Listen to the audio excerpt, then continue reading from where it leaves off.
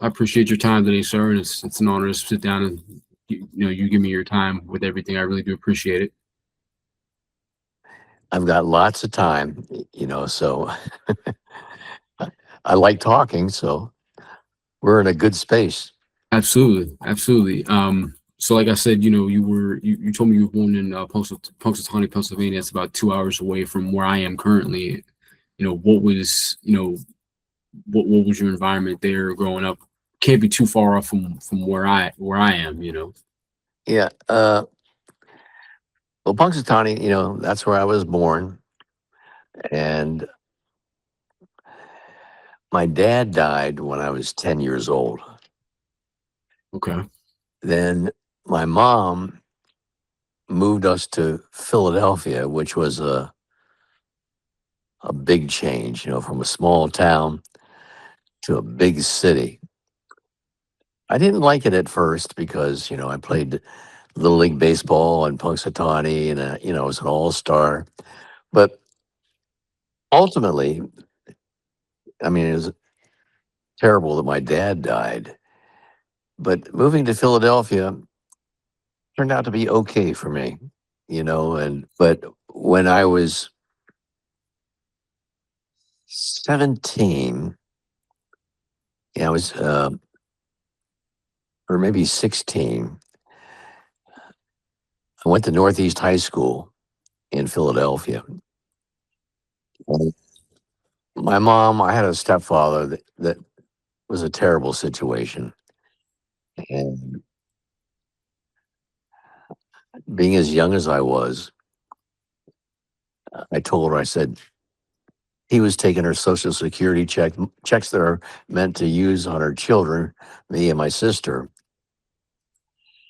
was taken by this man who opened a bar. So he was not good. Well, I told my mom, I said, this is a terrible situation. So I went to live with my aunt in Youngstown, Ohio, where I ended up going to South High School, which might be one of the worst high schools in history. But I liked it, but, funny story. Mr. Cox, the principal, came to everybody's desk to tell them, what their grade was. Mine was very good. I was an A student. So the guy next to me, Mr. Cox, says, well, you didn't pass any tests. You didn't do any homework. I can only give you a D. So he brings out a knife, the student, and twirls this knife around his forefinger and says, I think I deserve a B. He says, okay, a B it is. And I go to myself, all that studying, and all I needed to do was show a knife. Right. Right. So that was kind of hilarious. But eventually, uh, they turned, or they shut down South High School because it was too dangerous. Well, You could bring guns, you could bring anything you wanted to. And I kept saying, man, I just needed to have a weapon and I would have been an A student. But I was an A student anyway. okay. Then I had to figure out what to do with my life. I'm living in Youngstown, Ohio. I said, I need to get a job. I joined the Army. In hindsight, that was a really good thing. You want to know about my Army life? I would love to, sir. I would love to hear about that. Yeah. So I Nothing too went, graphic, I hope. You know, nothing too no, graphic. my basic training was Fort Benning, Georgia. Interesting because I live maybe just a couple hours away from Fort Benning, and I'd like to visit there now, all these years later, and check it out. So Fort Benning, Georgia, and Basic training is not easy. It's the same today, I believe, as it was back then. You know, you had to have these pugil sticks, and you had to smack each other around. You had to go through a gas chamber just in case you were exposed to gas. You go through the gas chamber, then they ask you to take your mask off, and that's a horrible feeling. And then you put it back on. Right, right, right, Yeah.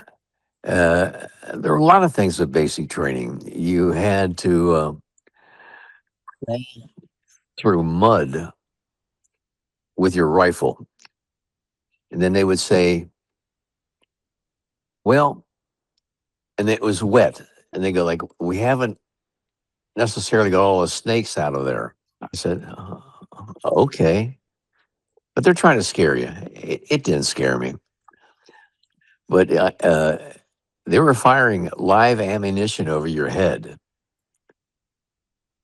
So I knew it was live ammunition. So that was part of basic training, amongst other things. But the only thing I didn't do well was make my bunk good. They'd come in there, and you have to make it so good that they could take a quarter and bounce it off the mattress. Well, back then to this day, I can't make a bed. I- So we would go on what they call bivouac, little hikes and stuff. And every time we came back to the barracks, there was a mattress on the ground outside. And they would say to me, "Private, take it back in." So I never learned how to make a bunk properly. This is a long time ago, the basic training.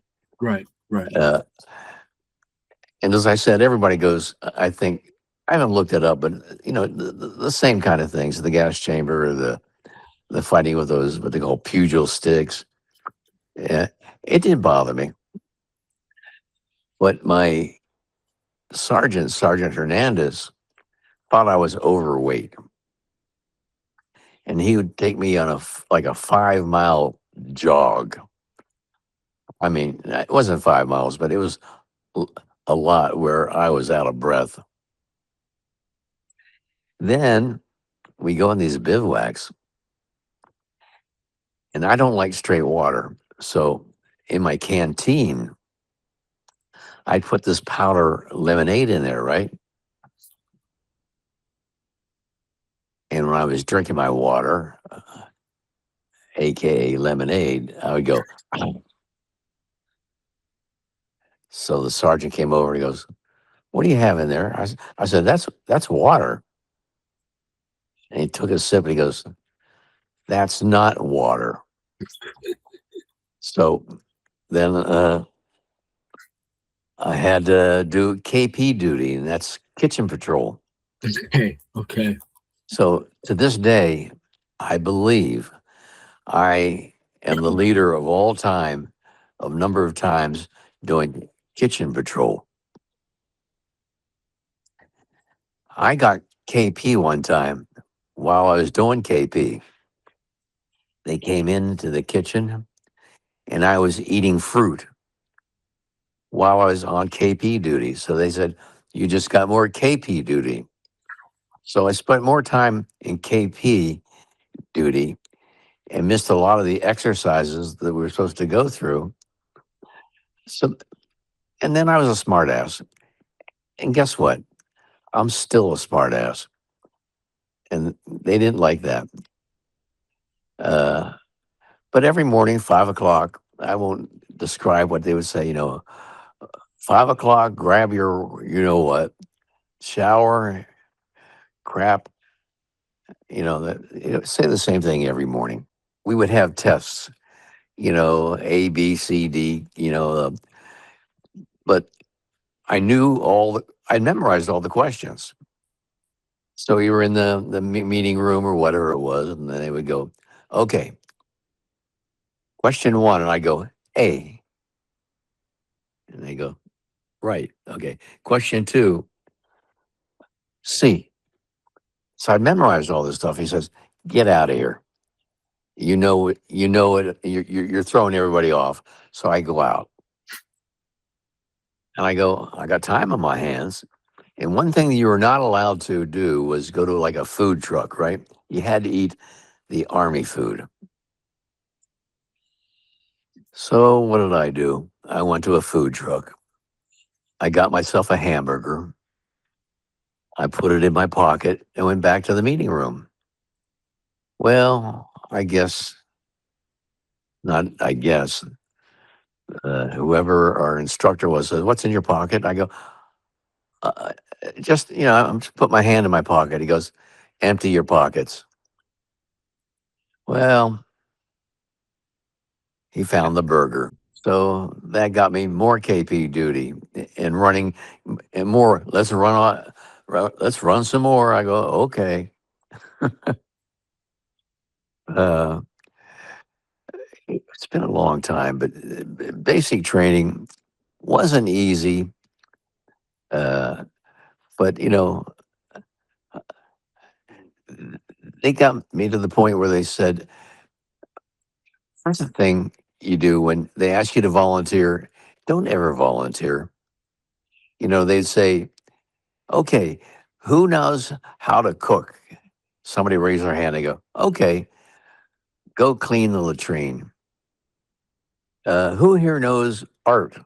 Somebody raises their hand. Go clean the latrine, the bathroom. Right, right. So I learned then, do not volunteer. I never raised my hand. And I have a relative that's going into the military, and I said, don't ever volunteer. Be invisible. So I learned that lesson. Trying to think basic training. But it's just the basic stuff. It didn't bother me. I did get in shape because I had to run a lot, Right, right. and I don't know what I weighed back then, but I'm pretty skinny and thin now, 140 pounds.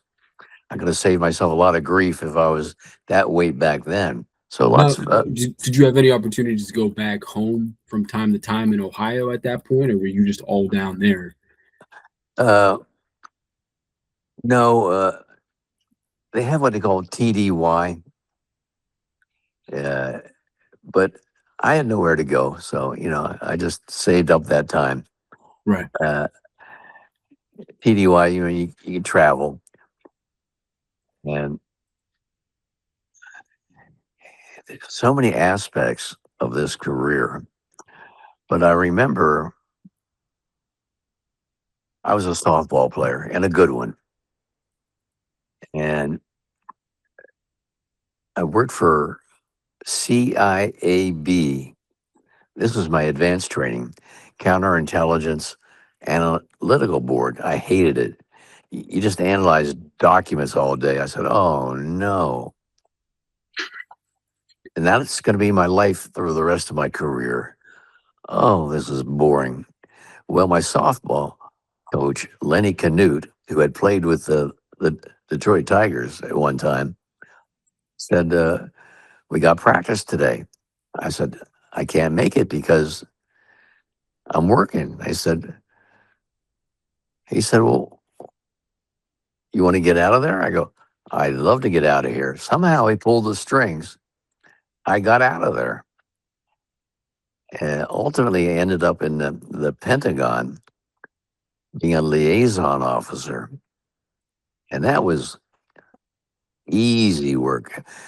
Being young, whatever I was, 19 or 20, I got to go to the CIA, FBI. I got into a lot of stuff. Uh, and that turned out to be really great work because being a young pup, I got to talk to older colonels and generals because we didn't wear a uniform. We wore suits. They had to call me sir. Imagine that. A general or a colonel saying, sir? I go, wow. Well, there's some dilemmas that happened along the way. Um, I got called to the White House one time, to the Secret Service. And the Secret Service building is on the grounds of the White House. And this is where it gets kind of tricky. They asked me to identify documents. They had actually stolen documents from somebody trying to sell secrets, and they just grab them from the guy, and then so they bring me in to analyze those documents. I mean, what do I know about documents? And there's a secret, top secret. There's levels beyond that, but and they said, so is this confidential? Is it secret or is it top secret? I mean, what do I know? I don't know. So I made up a story. I go like, well, to be honest with you, this document confidential. This document confidential. Then I said, what I see here is not anything. I said, if you combine them all together, they could be top secret, but I don't think so. So that ended that. Then I go back to my colonel and I wrote up my report, but I lied. And he knew I lied. He goes, this doesn't look right. What are you not telling me? I said, no, that's not right. Because I couldn't tell him that the Secret Service stole documents, right? So I just wrote that up my way. And he goes, I know you're lying. And to be honest with you, I think that kept me from getting advanced because I lied. He knew I lied, but I wasn't going against the Secret Service. I had to choose my side. I chose the Secret Service. And this is the first time I'm telling this story. Anyway, that put me in, I mean, not like I got court martialed or anything, but the colonel knew I was lying. That was Washington, D.C. And what I did, I started working all nights, ECF, Pentagon Counterintelligence Force. It sounds like a big deal. Liaison officer. It was easy. I didn't do much. So I decided during the day, because I got benefits for education through the VA, I went to a school called the Columbia School of Broadcasting. And I did that during the day because I worked all nights. I got a little bit of sleep and I went to classes at Career Academy of Broadcasting, which doesn't exist anymore. And I wanted to be a sportscaster. But that just didn't work out. Somehow, I just ended up being a DJ. I sent my resume or whatever around. And ultimately, by going to that school, I became a DJ. I applied for jobs all over the country, small little towns. Nobody wanted me. I went, oh well. Then I applied to WKYS radio in Washington, D.C., because that's the station that was in the city I was in. I get called in by the PD named Gordon Peel. And he says, Kevin, let me tell you why you're here. He said, we get cassettes. Back then it was cassettes. I threw all of them away. He said, we have a full staff. We don't need anybody. We didn't need anybody. But he said, when I threw them away, one tape fell to another drawer in the bottom, right? And he said, I reached down to the bottom of this and found this one tape, and it was mine. And lo and behold, I get a job at WKYS in Washington, D.C., premier radio station. I go like, oh, wow, that was the luck of the draw. So I'm working at WKYS. I don't remember the year, but I was doing the voice over lessons with Maurice Tobias. That's a woman, by the way. She goes, "You need to be competing in Los Angeles." So I moved to Los Angeles in 1990. So my voice coach, Maurice, said, there's a station here in Los Angeles very similar to where you worked in DC, WKYS. I listened and I was shocked. They played a song by Heatwave, Always and Forever, but it was the short version. I go like, I never knew there was a short version. I called the radio station. I said, hey, I heard Always and Forever, but it cut off. It must be a short version. They go, well, we don't have the long version. You didn't even have downloading in those days. You Right. had to have the physical product. I said, can I bring in a CD? So I brought the CD. They used it. They called me and they go like, can you come up to the station and pick up your CD? I didn't have a car at the time, but it was walking distance from where I lived on Yucca Street in Hollywood. Hollywood makes it sound like it's really exciting. It was a very, very bad neighborhood. I would get off the radio 5 o'clock in the morning and drive my car, and drug dealers would be pounding on my window. And one particular drug dealer says, "Uh," I said, this is going to end right now. I ran over his bicycle. I said, take that. I bet he didn't like that, did he? At all. Oh, nobody's going to like their bicycle run over, but I smashed it to smithereens. But the good thing back then, like I said, I mean, I did have a car, but I was able to walk to the radio station, Yucca Street in Hollywood. And ultimately, that station, 92.3 The Beat, became world renowned. Like maybe to this day, the most. Oh, I forgot a step here. So they call me in, and Liz Kiley was a GM and said, nobody ever brought us a CD before. And we really appreciate that. And then she goes, who are you? I said, Kevin James. Are you the Kevin James from DC? I said, yes. Are you looking for work? I said, no, because I was on unemployment. Why would I need to work? So I go back to my apartment. And I go, boy, that was stupid, Kevin. You're being offered a job in the second largest radio market in the country, Los Angeles, and you turned it down. Well, I felt really stupid. So I waited 2 days. I called back and I said, I might have been a little hasty on this decision.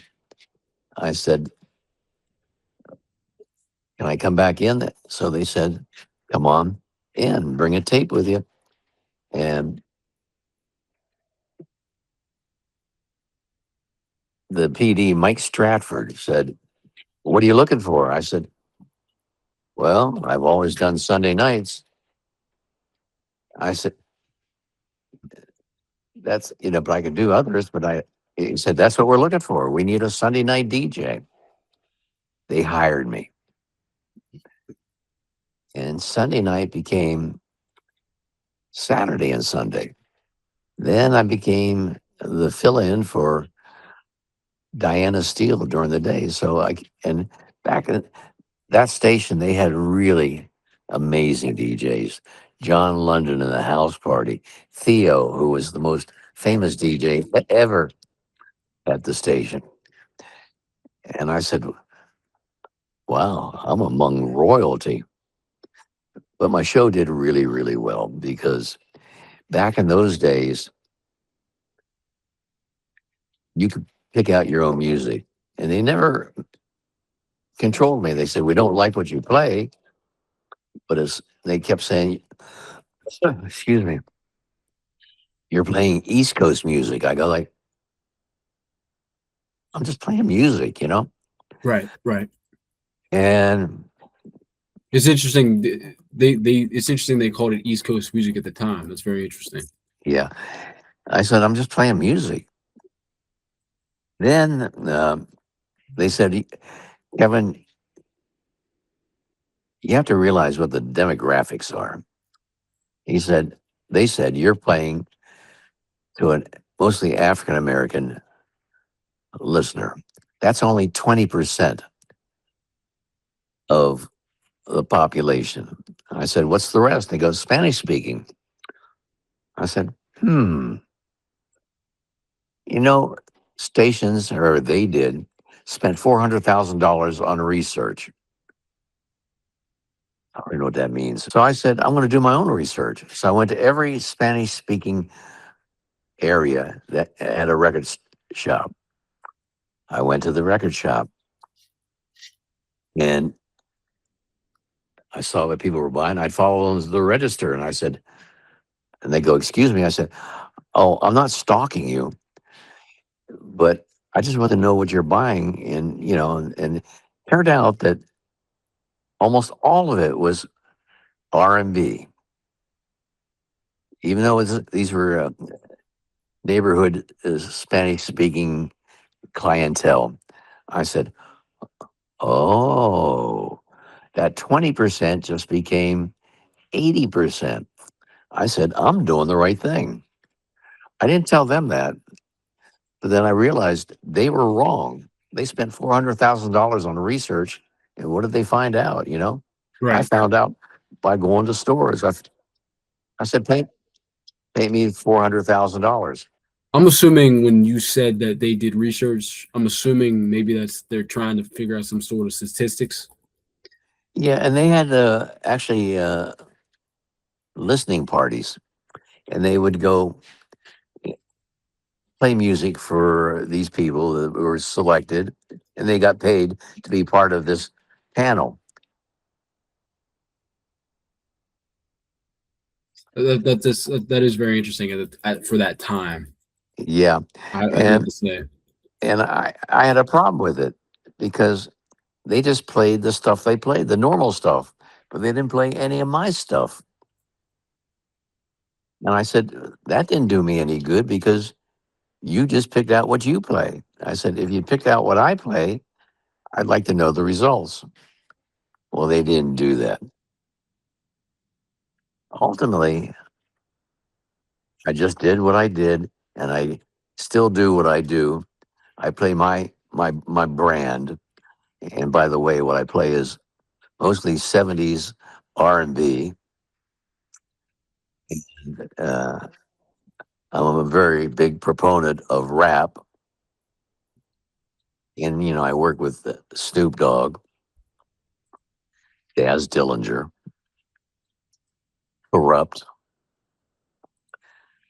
uh, Eazy-E. I worked with him at 92.3 The Beat, and now I'm working with his son, Little Eazy-E. Ended up just working with icons in the rap industry. And I always said to myself, well, I used to say to myself, why am I embraced by rap artists? It turns out they love oldies, especially the '70s. And that was my connection with the rappers because that's what they liked. And Snoop kept asking for music, da da da da, da, and they like to sample old songs. And I have that library of those songs. My favorite artist of all time is Nate Dogg. I was friends with him, and he's the only one I shared my entire library with. And he passed away, but I'm working now with little Nate Dogg. I think it's Nathaniel Hale. Right. Correct. So I'm Correct. still working with the sons of people that I worked with, and there's a bond there. And then, of course, Snoop Dogg, who I've been friends with for 32 years, and there's a real strong bond there. Even though, if you look on Instagram, I kind of messed up and aligned myself with a guy named Demiza. And he's a troublemaker. So I had to go to Snoop. I said, "Hey, I made a mistake."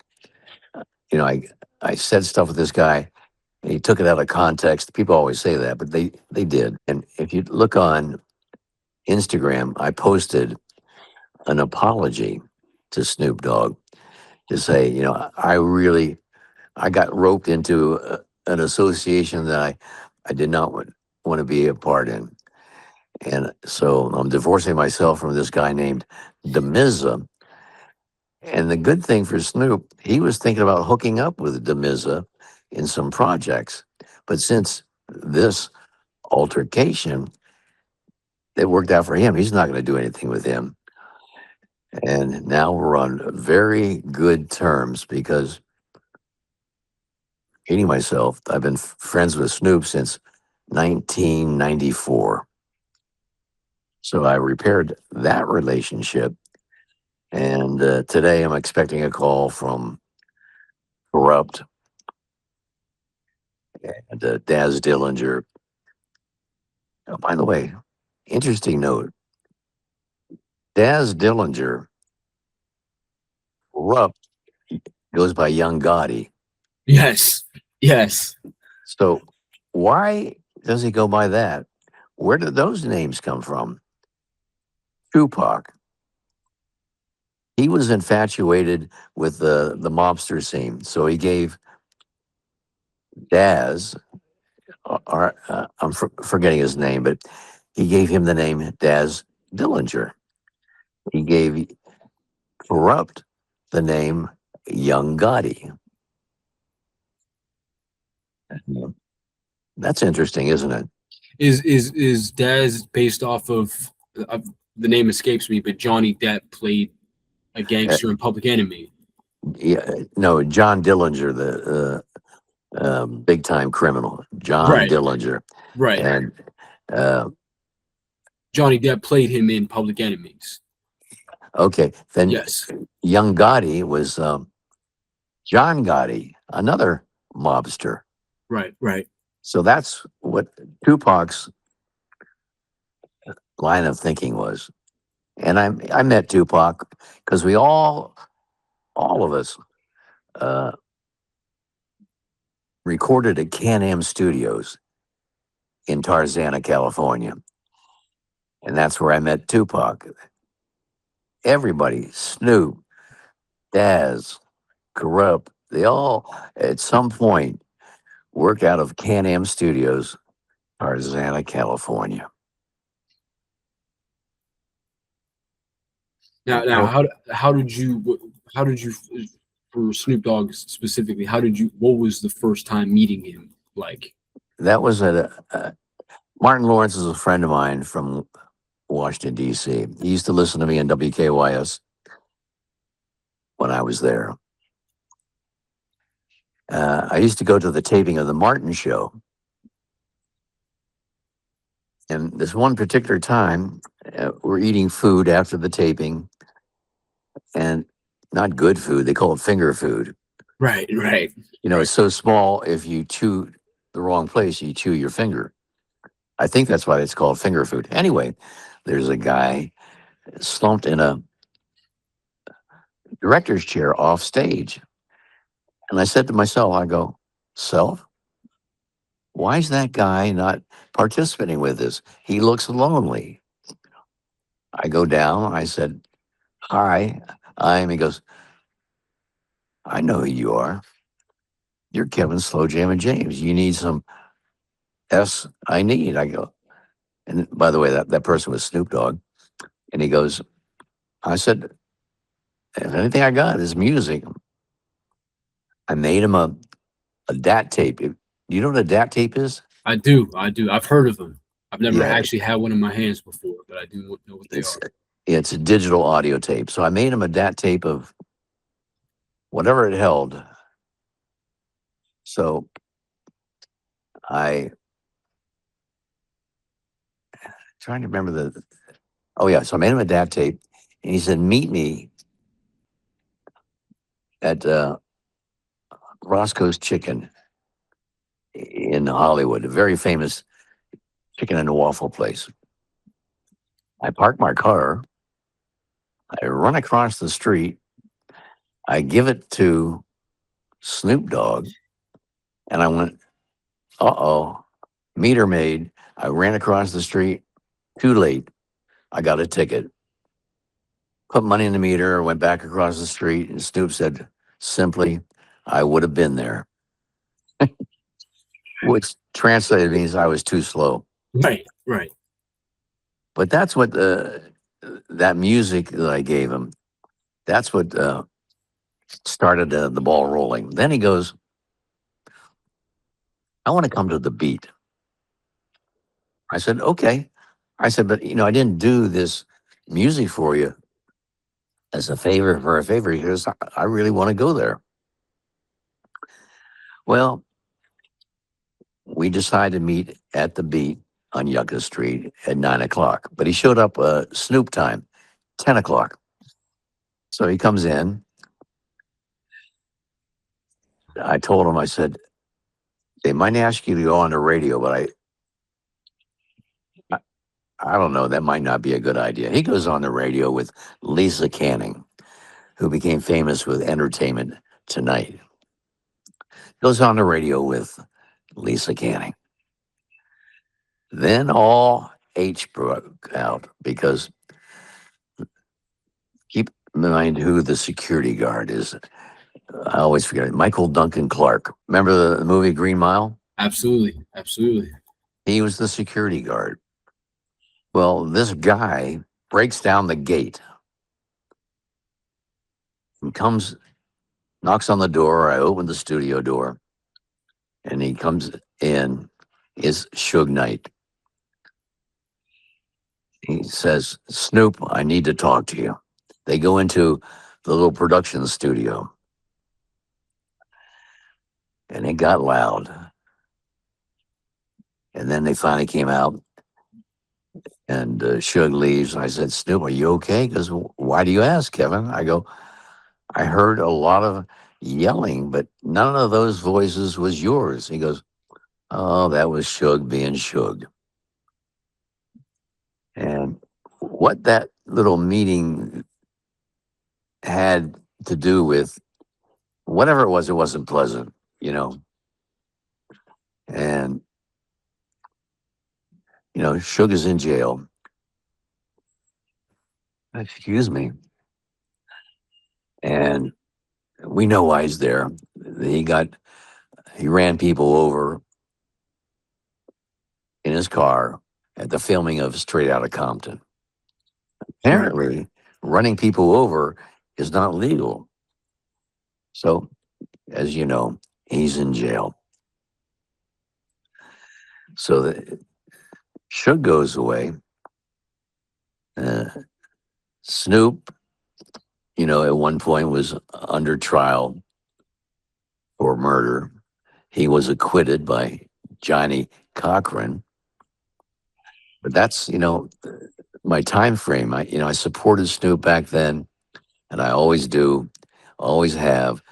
And I'm repeating myself, only two people that supported Snoop back then was his family me and Tupac. And I always told Snoop, I'm not a judge, I'm not a jury, I'm not God. You did something, maybe you didn't do something. That doesn't make any difference. You're still my friend. Right. Right. Nothing like can never change that. But How did you get on the how did you get on the Dogfather record? oh, the Dog Pound. Oh yeah, Dogfather. Oh, the Dogfather. Well, Yes. Snoop had me record at Can-Am Studios once again, and that's where I did all my bits. And some of the bits I did, he just took one part and put it somewhere else. Like I did a track with South Central, Baby Come Home, and he took part of that and put that in, and that was on a song When I Grow Up with Snoop. Uh, and then there's a song with Raphael Sadiq. I ended up on a lot of tracks just by recording. But originally, let me back the story up. Oh, there's more to the story. Uh, Snoop recorded at Larry B Studios in Los Angeles. I go over there. He invited me. I'm sitting there. It's very loud. There's a lot of smoke. There's dogs. And, I'm allergic to smoke, but I did the best I could. And Snoop says, Kevin, jump on this track. I said, what track? He said, the one that's playing. As I asked questions, he got more and more angry. I said, what's the track? He goes, Smooth. I said, what do you want me to say? Then he got really mad. He goes, just get up to the microphone and say something. Go ahead, go. That scared me. I went up to the microphone and I said, hi, I'm Kevin Slow Jammin' James from 92.3 The Beat. I mean, this shit sounds smooth. Give me an application. I'm switching up. I want to work for W Balls. He goes, okay. I said, okay, what? He goes, you're done. I said, okay. I said, I don't know why I did that. Then I go to the beat one day and Theo says to me, I heard you on the Dog Pound album. I go, what are you talking about? He says, you're on the Dog Pound album. I said, I didn't know that. And he played it for me. I said, that is me. He goes, yeah, that is you. And that's what made it onto the album. And to this day, that skit or that little piece is legendary, as is W Balls. W Balls is not a real radio station, 187.4 on your FM dial. Right. There is, Right. there is no 187.4. I'm gonna be honest with you, sir. I didn't know that was Ricky Harris. Yeah. That's what made it even funnier when I found that out. That was Ricky Harris originally, anyway. Yeah. He and I were friends. I went to his funeral. Great guy. And now I'm in touch with his brother, Alex Harris, who was a police officer, and now he's doing podcasts. So I'm still in the loop with the family because it's his brother. That's what's up, sir. That's awesome. I like how they Yeah. all keep. I like how like you said Nate Dogg, and I like how everyone keeps in touch with you, even their children. Yeah. I like that. Yeah. Because it was important to me, not for exposure, but to let them know in the case of Eazy-E, great guy. A lot of rumors about him. He died of AIDS. Right. Right. Let me tell you this. He did not have AIDS. I worked with Melvin Lindsay, the creator of The Quiet Storm. He had AIDS. I know the visible signs of AIDS. Pock marks, little facial imperfections. So I know what it looks like. Easy had none of that. So then you get to the conspiracy theories. which I believe. Was he injected with something, or I don't know, but he was taken out. So was the doctor complicit with that? I guess so. N- Nobody's ever going to really know, but he was injected with something, and he took him out. But I, it, that's an unsolved mystery. it's very interesting how Mr. Knight, Suge Knight, he did all those interviews and talk shows and things like that where he entertained those theories. Do you think? Why do you think he? What did he have to gain from that by entertaining those theories like that? Who are you talking about here? Suge Knight. Yeah. I don't know. I guess he's got something to do. He needs something to do in prison, right? Right. Right. And do these documentaries. And on that subject, last time I saw Suge Knight, I had a layover in Las Vegas, and I saw Suge. Nobody recognized him. I said, "Hey, Suge." He goes, "Hey, Kevin." I said, "How you doing?" And, a little chatter and chit chat. He goes, "I want you to be part of my documentary." I said, "I'd be happy to do that." And he said, "I'll let you know." But then the thing happened at the filming of Straight Outta Compton. He kills two people or whatever it was, and he's in jail. So that never happened. But bottom line, I got along with Suge Knight really well. And one time, I saw him at the Prince had a club called hmm, I forget. He had a club, and I saw him there that time too. And I was friends with Prince. I was friends with Michael Jackson. So we're getting into maybe a whole different subject. Maybe we can continue that another time. Right. But I'm kind of veering off the road here a little bit. Johnny Simpson and I, he was my program director at WKYS. That's where I created the name Slow Jam because he wanted my show to be named something other than Kevin James. So I named it Slow Jam. That turned out to be brilliant because that is the term people use for slow music. And that's kind of why today I am Kevin Slow Jammin' James. And I trademarked the trademark actually went out from WKYS, and I took the trademark and then I sold it to a guy by the name of R because I wasn't going to do anything with it. And that's where we are with the trademark. I made some money. I had to sell it to R because he was using the trademark illegally. Because when you have a trademark, you have to honor it. If somebody's using it, you have to stop them. He wasn't stopping, so I had to sue him. And I got money off of that, but lawyer fees and everything, not much. But he doesn't want to talk to me anymore. But I had to sue him to protect my trademark. He probably doesn't understand that. But anyway, he makes Right. $330,000 a year now doing Sunday night slow jams, and it's nothing like I would ever play. He's just playing new music or 90s music, where I play 70s music. But I really don't need the trademark. I still can do what I do. So in other words, in general, you just to this is like a huge.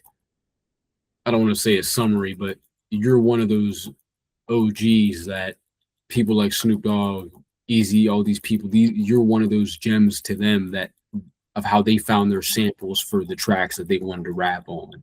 Exactly. Right. Right. And then I worked for Snoop on Cadillac Music. That was an app. That was good, Right. but I I didn't do get remember paid by that. Snoop. I got paid by the app, Dash Radio. Well, Dash Radio became Lit Live, where the CEO was Akon. He's pretty famous, and Robert Scorpio is the CEO. My former program director at 100.3 The Beat. He simply called me and said, "Kevin, we can't pay you." This was recently, and he hung up. Hmm. That quick, my wife was standing and goes, "What had just happened?" I said, "I think I just got fired." I did get fired. I wasn't getting paid.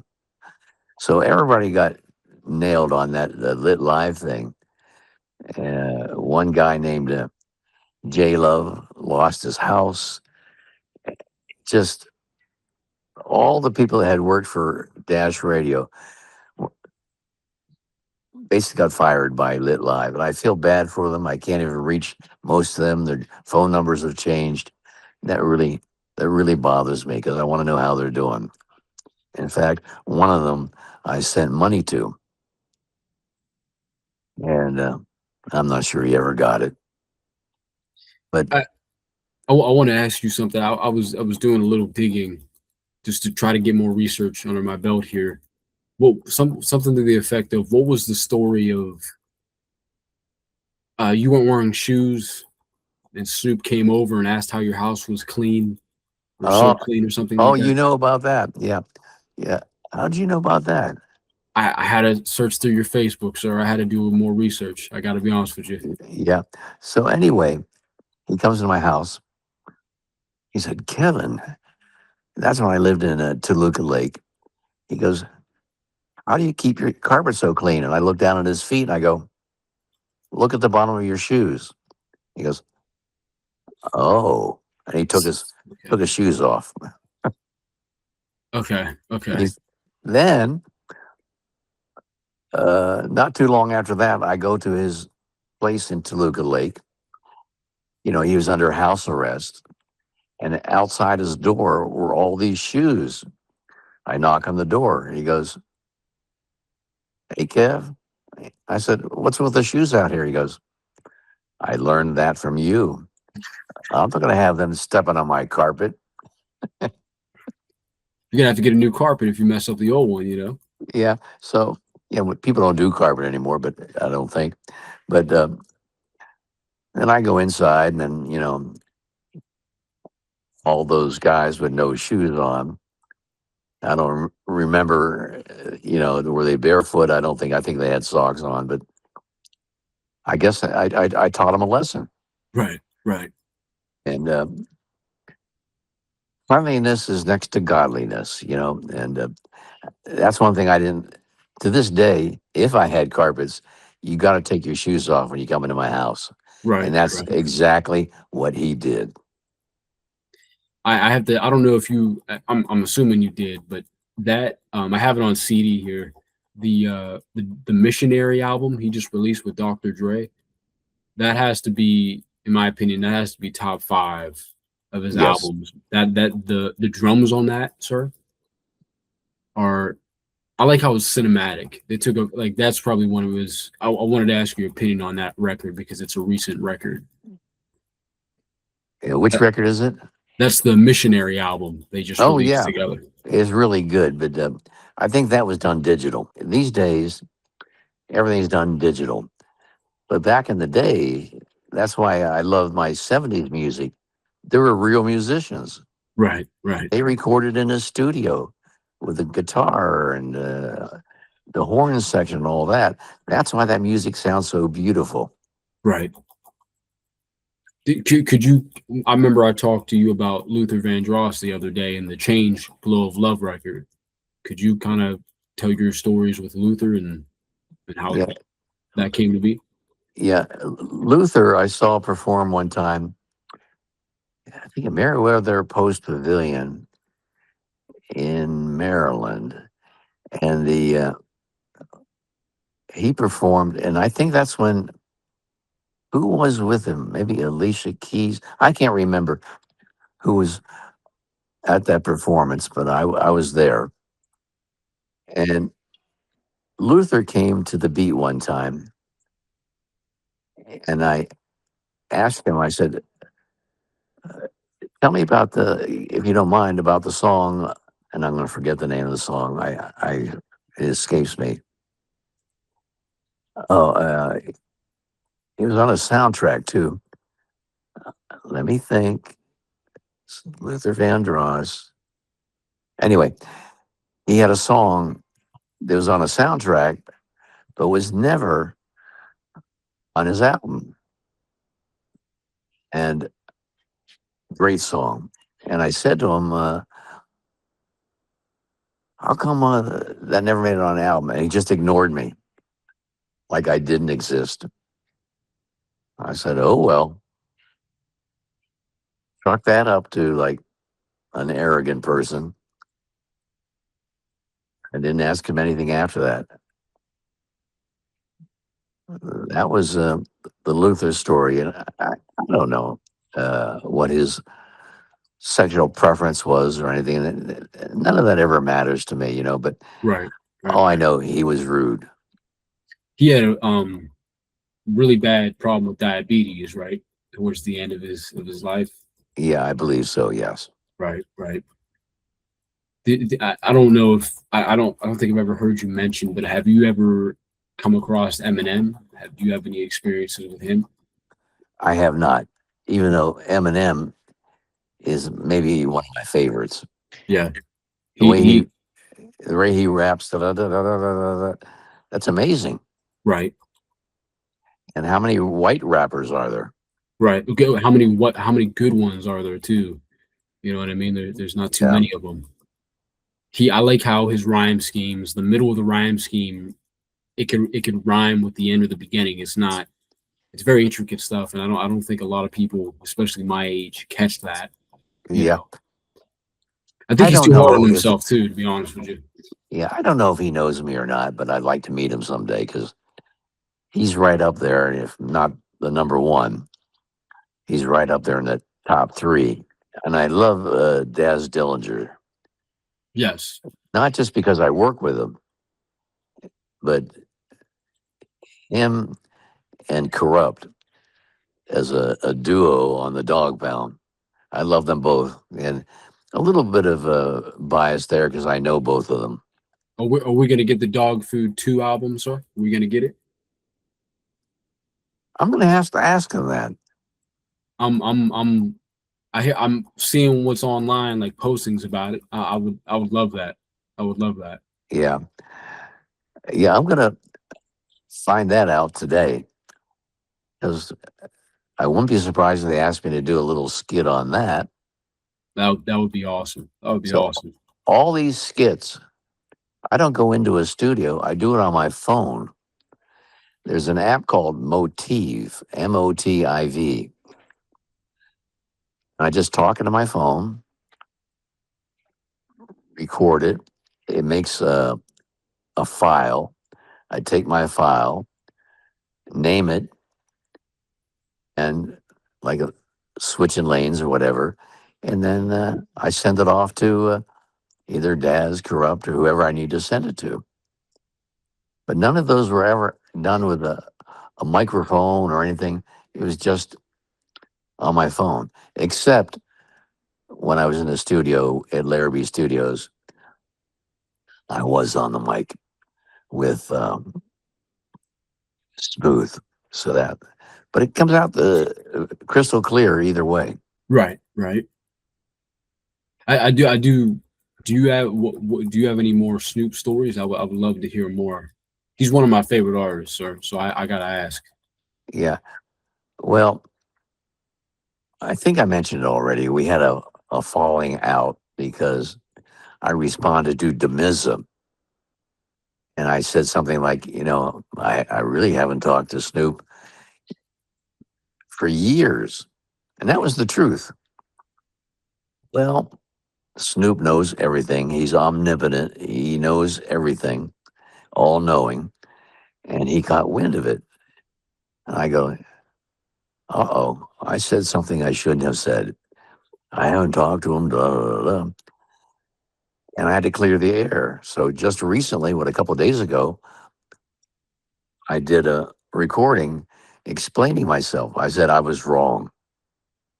I got caught up in this Demiza thing, and everybody always says I got taken out of context when I said, but no, I said what I said, and I told Snoop, I said I did do that, but I was wrong, and then I did my video just a couple days ago, Right, right, and I admitted my mistake. And I'm getting a lot of comments on that because people are commending me for just being truthful, and that's what I am, honest, integrity, and truthful.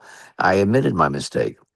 Well, just a couple days ago, Snoop said, no problem. You're my family. My family's your family.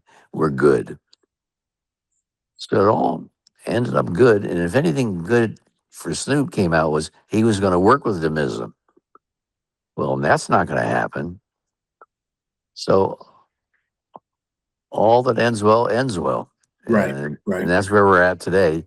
And I was so relieved uh, when I heard from him the other day. And he says, I love you. The family loves you, yada, yada, yada.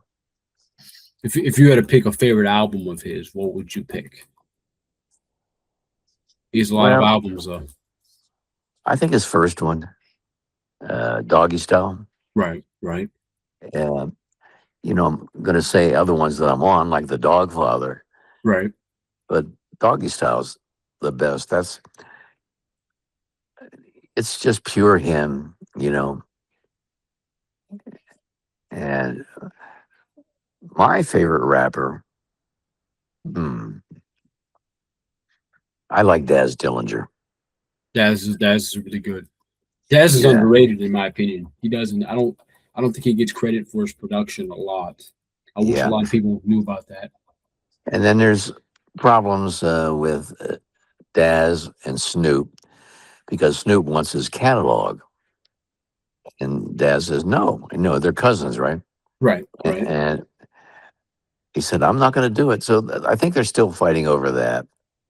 But they're cousins. They'll work it out. Yeah. And I don't get involved, picking or choosing. I said, work it out, your family. And then Corrupt, he and I met in Philadelphia. That's when my mom was alive. And that was probably the most important meeting ever because my mom knew I was going to visit somebody. It was Corrupt. And he had a label called Wall Street Records. I go over there, we order cheesesteaks, we're having fun. I get a call, and somebody says, I don't know who it was, can you have Corrupt call me? I wish I knew who that was. Anyway, Corrupt calls this guy and says, we want you on the West Coast, not Philadelphia. So Corrupt goes to the West Coast, and boom, his career blows up. And I don't want to take credit, but I am a catalyst for making that happen. So he moves from Philadelphia to Los Angeles. Then Daz Corrupt hook up to become the Dogg Pound. Corrupt is badass, sir. I do. Corrupt is awesome. Oh yeah. But because of our Philadelphia roots, he's my favorite. In fact, Daz lives in Atlanta, which is only 2 hours from me. I think Corrupt now lives in Las Vegas. I like how I don't know. This definitely like just like a listener perspective, but I like how he was always there from Doggy Style to today. Same thing with Cocaine and Daz and Sugar Free's later. But I like how these guys were always there, and now it's at the beginning they were doing their own stuff too. So it's like a you could pick and choose Warren G. You could pick and choose who you want to listen to from that group. You know, Yeah. I really like Warren G because he did a song called Smoking Me Out. and mentioned it in that song. Listening to slow jams on Timeless Collection on, if you listen to that song, Smoking Me Out, Timeless Collection on the radio at night, which is a reference to me or my program. Really like Warren. I really like, there isn't one that I don't like. Some of those Warren G records, like the later ones, they're none of them are on streaming. Like the G Files, I think there's another the he did an album with Snoop that isn't out there yet on streaming.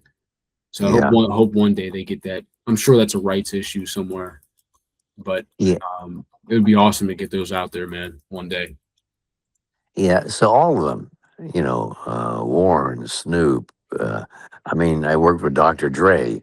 Uh, I might as well tell that story. Yeah, what was leading up to that first of all, and then what was that like? Once again, they all worked out of Can-Am Studios, Tarzana, California. I'd go in to do my recording. There were a lot of recordings. But then as I'd be walking out, there would be a room where the door wasn't closed. It'd be Dr. Dre. Every time I walk by, he'd go, Kevin, come on in. I go, I don't want to mess with your genius. You just do what you do, and I'll be listening out for it. I did that a multitude of times, but he was very, very kind. From obviously doing research and history and listening, he seems like a somebody that doesn't want to deal with a bunch of noise from people. He's just sort of like a more focused individual. Yeah, yeah, exactly. I have stories that between whoever, me and whoever, and I don't need to tell those stories. I don't need to go like, oh, look who I am. That's not me. Right, right, But I have the association. If you see a picture of me and Ice Cube, uh, he was at 92.3 The Beat. He came into the station. Sometimes I go like, there's a picture. That's me and Cube. Where was that? I said, that can only be one place. right. The beat. The beat.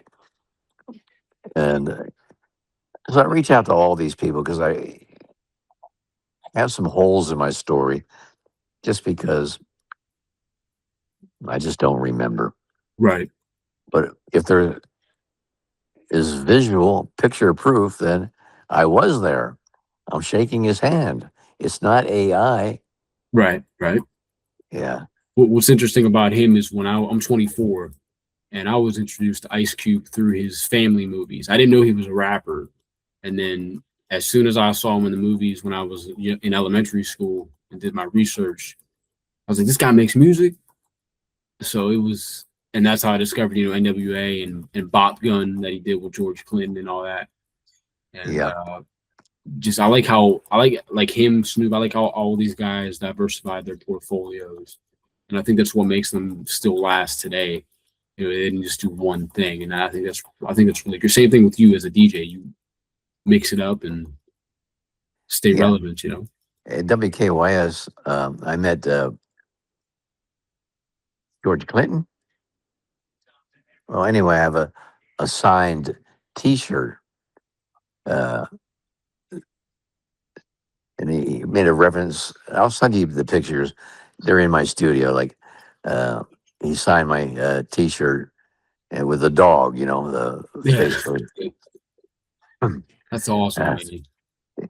yeah, Is it kind of like a stick figure face kind of a thing, like a like a yeah, yeah, puppy? yeah. A little cartoon, but it was done really well. But not one of these people do I have a negative thing to say about. Right. Nobody. I mean, Luther, yeah, because he was not kind. I'm just like my favorite element of like I said to you on the phone. My favorite. I grew up the early 2000s, late 2000s, like dance pop era.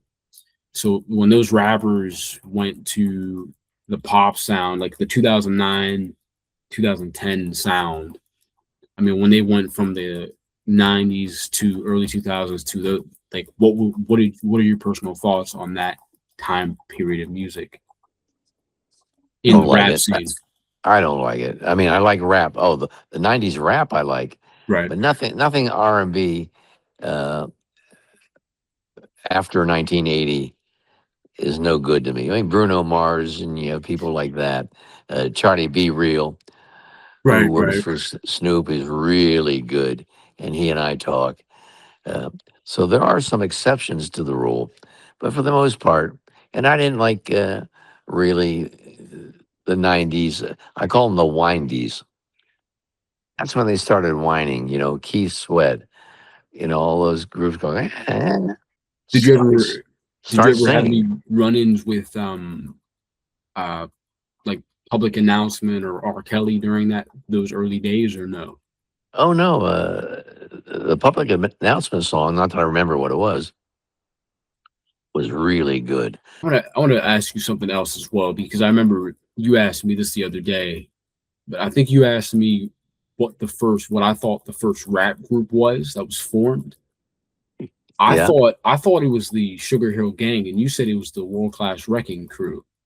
for West Coast, Okay, it okay, is East Coast and West Coast, two different things.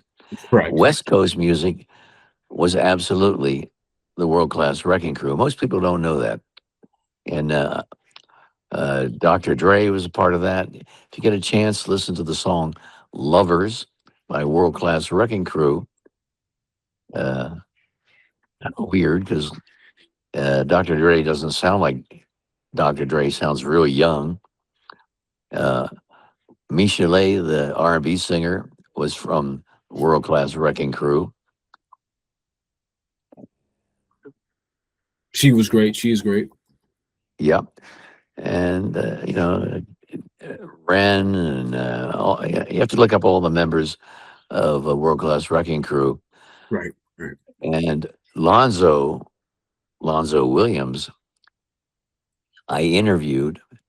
That's on YouTube, and we're scheduling maybe later this week. I'll do my backup interview with Lonzo because he wants to do that. Because the first one was kind of like funny stuff, but this time I want to get back to the nuts and bolts of the World Class Wrecking Crew.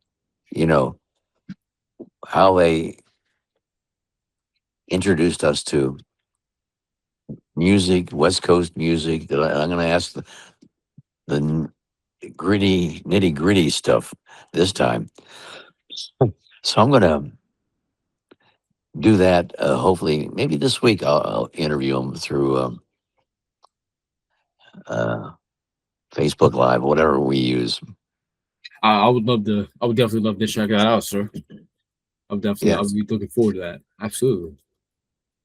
and I'm not really good with the technical side of how to record stuff, but in this case, I want to do it video. So the last time we did it was at Snoop Dogg's compound, and I had my friend video it. That's awesome. That's awesome. So I have to figure out how to do that. But How big is his compound space? Is it like a giant warehouse? no, it's really in the middle of nowhere, across the street from El Pollo Loco. Okay. Uh, there, if you didn't know where it is, you would not know where it is. You could drive right by it and not even know. Right. And it's right across the street from the recording studio 1500. And, I used to go to El Pollo Loco back when I liked chicken. And I'm trying to remember what other restaurants are there. Not that it makes any difference, but Right. I've Red heard Brick, I've heard Red Brick, Roscoe's is pretty good. I've never tried it before, but I've heard it's really good. yeah, I don't like it. I don't know the combination of chicken and waffles. But I don't people really might. I don't understand it neither, to be honest with you. I don't understand the hype. Yeah. So I don't do it, and I don't even do chicken anyway. And the neighborhood, like I said, nobody would ever know. Red brick building, security gate. You just would never know that that's where the Snoop's compound is. Right. And it's Inglewood. And not many people are going to drive by and hey, let's do a tour of Inglewood. But when you see online, his mothership connection or a room with the multicolored lights, he's a big fan of Star Wars and stuff like that. So, That's what's it's kind of like Parliament in a way, like the UFO look and all that. yep. And then all the artwork in his studio was done by Joe Cool. I Who I like. one of my favorites that he did was the Kool-Aid album cover, Yep. and that was I think that's one of his best works for sure. Yeah. The greatest, really, artist I've ever known in my life. And if I can, I'll send you a T-shirt or a shirt he did for me. And he developed a logo for me. I would definitely love to see a picture of that, sir. That would be awesome to Yeah, see. I know I know he passed away. What, 2 years ago now? it's been about 2 years ago. Yeah, I was at the funeral.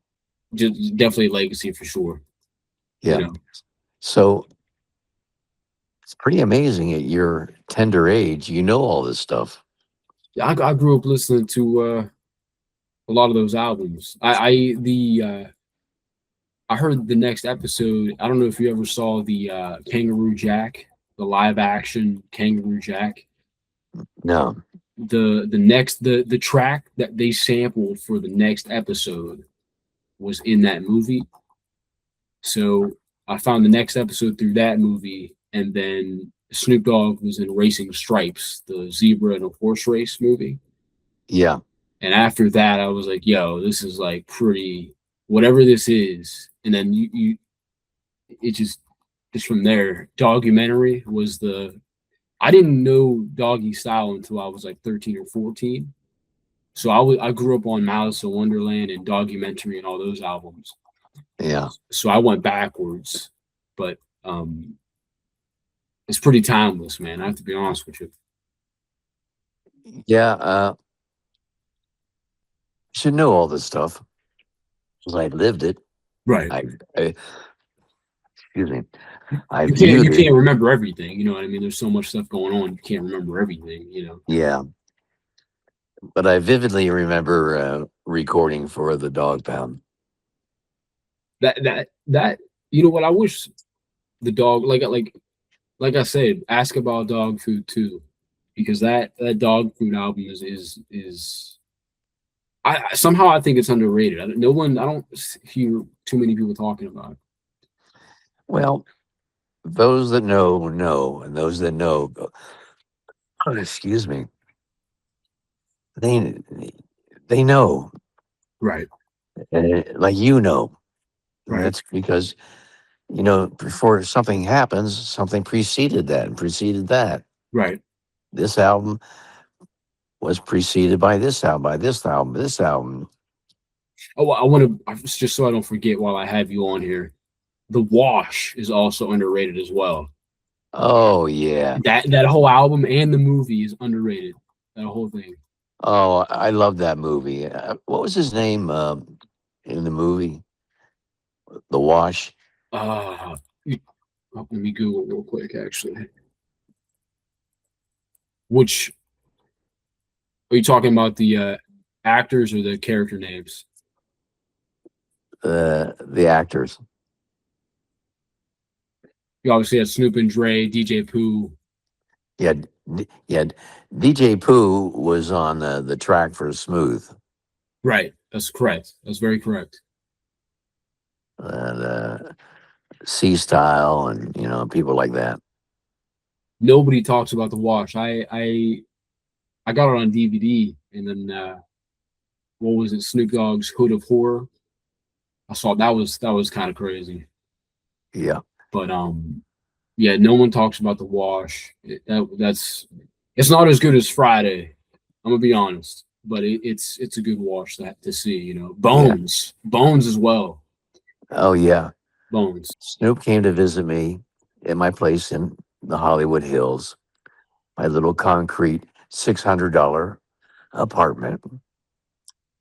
And we're standing outside looking at the Hollywood sign. I said, Snoop, that's you. He goes, what do you mean that's me? I said, everything that sign, the Hollywood sign, represents will be you. I said, you're just a rapper. And this is what I said to him. You say schnizzle, whizzle, pizzle. I don't even know what that means. But what I do know, you're brilliant.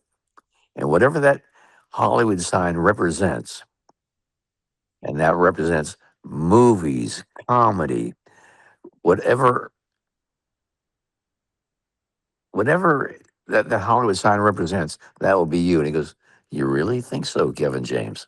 I said, I really do. So I was right. I'm not always right, but he's done everything that and more. Right.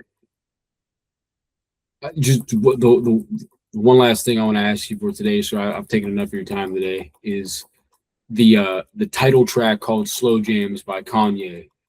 What did you think of that record? It was cool. Yeah. I mean, I use that when I'm posting and I need to find a song to post. I put that on there. That's one of his classic records. I really think because when I Kevin Slow Jam, I was like that track came in my head immediately. You know, Yeah. So that's the Twista one on that record is crazy. Twista's verse is out of this world. You so know, that's why I use that on my post, referencing Slow Jam. right, right. Well, you Twista. know, I and Jamie Foxx too is on that record too as well. Yeah, he's on the chorus, right? Yeah. For some reason I'm not a fan of Jamie Foxx. You know what his performance as Ray Charles? You see that? Yeah. I just go back to when I saw him at a comedy club in LA. And he was absolutely not funny. Was he starting out or was he kind of established already? I think he was more in the beginning, yeah. And I just saw him live, and I said, "My God, this guy is not funny." And the crowd was feeling the same way as I was. There was nobody really laughing. You said you met Martin Lawrence in your radio days, in the early days. Well, Yeah, do you have a favorite film by him? That would be interesting to hear what your favorite movie in him would be. are you talking about Martin Lawrence? Yes, I like all his movies.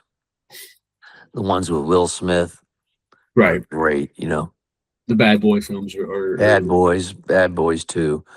They're all great. Black Knight. Yeah,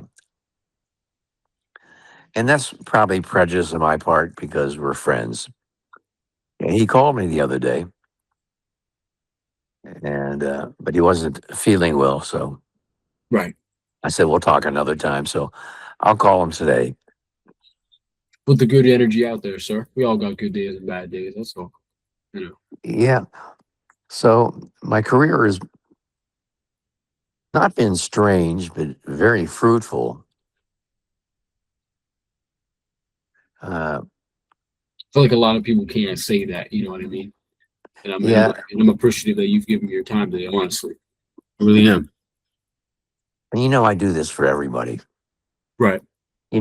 If Snoop wanted to interview me, I give him the same amount of time that I give you. I give everybody. And I had an eighth grader contact me, eighth grade, and not sure what she was enamored with, but it was the music. Right. So I did an interview with her. It was for a school project. Not that I ever see that, But I love when young people like the music that we're talking about. I say there is hope. Young people do recognize. That's why I keep doing this. I keep responding to everybody. You have an interest in something, I want to talk about it, just like we're doing today.